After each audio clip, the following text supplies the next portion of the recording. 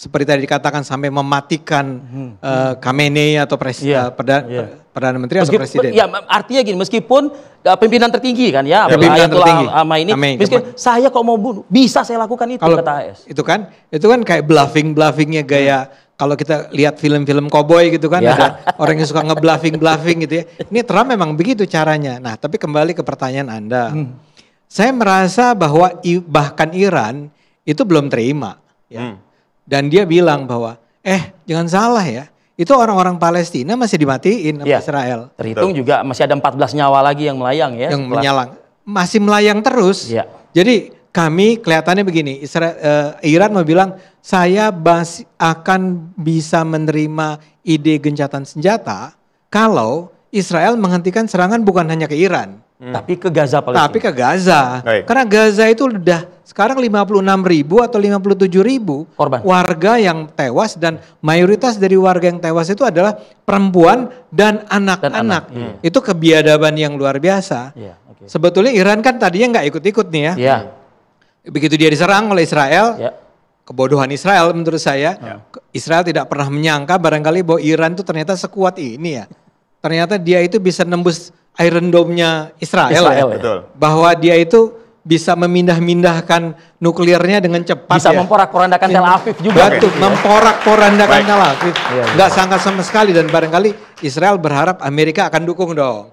Ternyata si cowboy Donald Trump ini nggak gitu-gitu amat. Dia bilang kayak ya sekarang misalnya, ini mungkin saya agak belok sedikit untuk mengatakan bahwa dunia saat ini adalah dunia yang sebetulnya marah pada Israel, ya. Betapapun apa yang terjadi, tapi kita ingat bahwa hari ini di New York City yang menang adalah untuk wali kotanya ya, wali kota Muslim pemilihan pertama katanya. Muslim pertamanya adalah satu hal, tapi dia adalah orang yang pro Palestina, betul. Melawan Cuomo yang pro Israel, ya.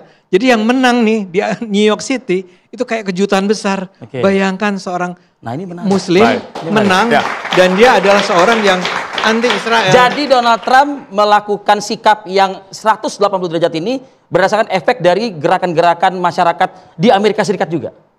Maksud saya barangkali awalnya tidak, tapi dia kan sekarang baru tahu. Sadar dia. 60% rakyat Amerika sekarang mungkin naik terus nih ya. Betul. Sudah mengatakan berhenti perang, hentikanlah perang ya. Bahkan cenderung ke impeach jangan.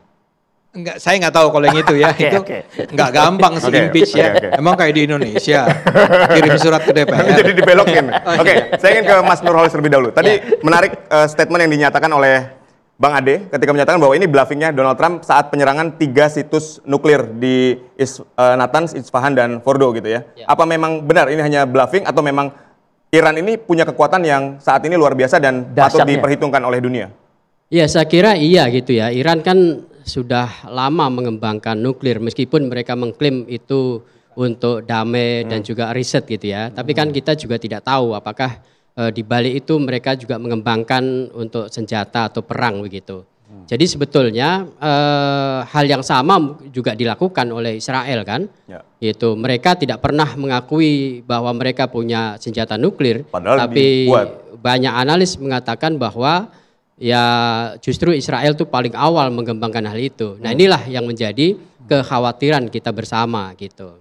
Nah saya justru ada hal menarik, ini kan kemarin pada saat gencatan senjata kedua belah pihak itu mengatakan menang gitu ya. Jadi menurut saya sejatinya itu adalah kemenangan semu gitu. Sebab ketika perang itu terjadi, maka itulah kegagalan sebuah bangsa karena kekalahan sebuah bangsa karena gagal meniti jalan perdamaian. Nah itulah yang perlu kita renungi bersama gitu. Jadi perang itu bukan jalan terbaik bagi siapapun, bagi negara manapun, bagi pihak manapun. Jadi saya kira kita harus terus mendorong ya bagaimana perang ini, gencatan senjata ini benar-benar bisa dihentikan. Meskipun mungkin ya sebagian besar dari kita tidak yakin gitu. Kenapa? Karena relasi hubungan Israel dan Iran ini kan sudah lama ya. Dari kalau kita telusuri dalam catatan sejarah kan dari tahun 79 ketika revolusi Islam Iran itu barulah terjadi permusuhan itu antara keduanya. Sebelumnya kan Iran baik-baik saja dengan Israel. Nah pasca revolusi Iran itulah kemudian Ayatollah Khomeini dia terang-terangan tidak berpihak kepada Israel. Nah itu tidak lain salah satunya adalah faktor kekejaman Israel terhadap Palestina. Ya. Nah itu. Nah oleh karena itu apakah gencatan senjata ini akan menyelesaikan perang di antara keduanya? Ya tentu kita masih berharap-harap cemas, kira-kira gitu. Kalau gencatan senjata ini kan terjadi ya, 12 hari katanya begitu. Betul. Tapi kalau misalnya unek-unek, misalnya kita berpikir ke masyarakat Iran dan ke pimpinan Iran dan pimpinan Israel. Yeah. Tadi Mas Ahmad kan sudah mengatakan di awal, kalau Iran mungkin dia selain tudingan fitnah nuklir, tapi juga Bang Ade Armando juga mengatakan misi Gaza, ya kan, perjuangan masyarakat Gaza dan lain-lain. Israel pun juga demikian. Ya. Artinya gencatan senjata ini semu dan ini ya basa-basi saja begitu ya. Iya bisa jadi seperti itu begitu. Karena ideologi di dalam dirinya yang belum berubah. Betul. Kan, bagaimanapun kan Iran keperpihakannya kepada Gaza Palestina itu kan dari awal. Bahkan Iran itu salah satu negara yang tidak setuju dengan two state solution gitu. Jadi yang Iran mau adalah Palestina itu merdeka. Jadi tidak boleh ada satu negara pun yang menduduki atau melukai mereka. Oke. Artinya tudingan nuklir bisa kita kesampingkan dong ya? Ya tudingan itu siapapun kan bisa menuding itu dan itu sama-sama sulit untuk dibuktikan. Contoh lah, kemarin kan Israel mengklaim dan berita-berita berhasil membombardir itu. Tapi kalau yang namanya nuklir, tentu kan sebaran amunisi itu bisa kita rasakan. Tapi ternyata kan nggak ada itu. Nah artinya apa? Entah mereka sudah melakukan mitigasi, menyelamatkan, mengamankan terlebih dahulu, atau memang benar-benar tidak ada itu, begitu. Jadi ini sama-sama sulit untuk dibuktikan. Gitu. Ya, saya ingin ke Bang Ade. Tadi kan dikatakan bahwa ketika kita ngomongin negara gagal adalah negara yang berperang tadi, ya kan, menang jadi abu, kalah jadi arang, begitu ya. Nah, terus ada klaim sama-sama saling menang. Anda memaknai klaim dari kedua pemimpin negara ini seperti apa? Ya, itu pasti akan dikeluarkan ya, apalagi dengan gaya-gaya Benjamin Netanyahu ya. Tapi saya merasa sih bahwa sebetulnya yang paling khawatir dengan kelanjutan perang adalah Israel. Ya. Pertama adalah karena mereka melihat bahwa Amerika ternyata kali ini tidak akan mensupport mereka at all cost gitu ya. Nggak akan gitu ya. Kedua, ini negara Israel itu nggak pernah perang sebetulnya selama ini di negaranya kan. Nah kali ini katanya Tel Aviv itu sampai sepertiga dari Tel Aviv terkena kan. Ini kan masyarakat Israelnya itu sebetulnya panik luar biasa.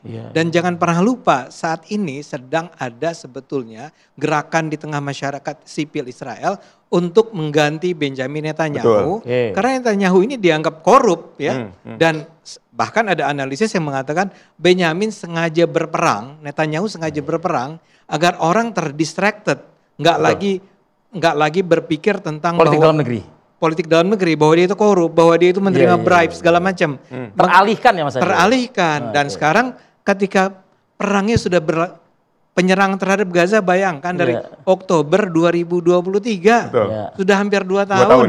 Sekarang perang dengan Iran ya. Masyarakat Israel saya yakin udah merasa bahwa enough is enough. Artinya kalau ada pernyataan dari seorang Benjamin Netanyahu ke hadapan publik di Israel yang mengatakan anak saya saja katanya 2 kali gagal menikah nih gara-gara invasi serangan militer Iran. Itu akan menurut saya pendukung Benjamin Netanyahu seperti tadi dikatakan itu masih cukup kuat, masih banyak. Tapi yang membenci semakin banyak. Dan mereka akan mentertawakan pernyataan-pernyataan seperti itu. Lo mikir 2 kali